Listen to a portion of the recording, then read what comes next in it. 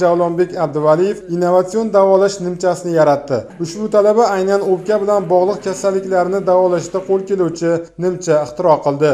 O'pkadagi bronxial astmasi borlar, sunkali obstruktiv o'pka kasalligi borlar, bundan tashqari o'pkadagi turli xil infuzemasi kelib chiqayotgan kasalligi turiga qarab turib joriy qilyapmiz. Undan tashqari yana biza yosh bolalardagi hozirgi kundagi gipoplaziya bor. O'shani davolash uchun ham qo'llashimiz ham mumkin.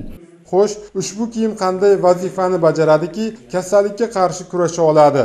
Nimchamizni kiyiladi, kiyilgandan so'ng o'pkadagi balg'am harakatini, ya'ni o'pkadagi tiriklik sig'imini yaxshilashimiz, qon aylanish tizimini yaxshilashimiz ham mumkin.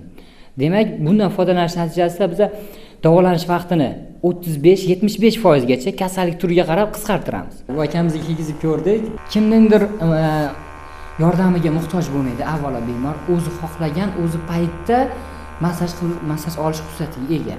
Rossiya davlatiga shartnoma asosida ishlash uchun borgan Javlonbek o'pka va nerv kasalliklari bemorlarini elektrotexnikalar bilan davolash bo'yicha tajriba to'plagan. Ayni shu yo'nalishda oliygohga o'qishga kirib, bugun innovatsiyalar ustida ishlamoqda. Davolash nimchasini shifokorlar bilan maslahatlashib yaratdi.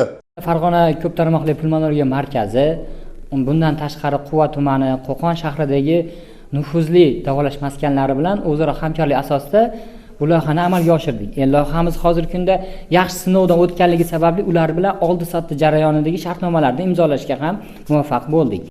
O'pka bilan bog'liq kasalliklar, qandli diabet bilan og'rigan bemorlar, insultdan keyingi asoratlar uchun mo'ljallangan nimchalarga ehtiyojga qarab alohida qurilmalar o'rnatiladi, deydi Javlonbek. Tashrifimiz boshidan oxiriga qadar nimcha ichida tebrantiruvchi qurilmadan tashqari yana nimalar borligi haqida so'radik. Talaba qurilmalarining 60% oliygohda tayyorlanganligini aytdi-yu, lekin ular aynan nima ekanligini sir tutdi.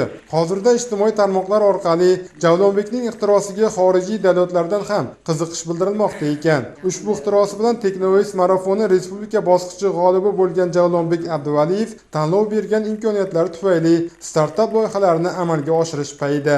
Islom Nishonov, Iqbol Yusupov, Farg'onadan.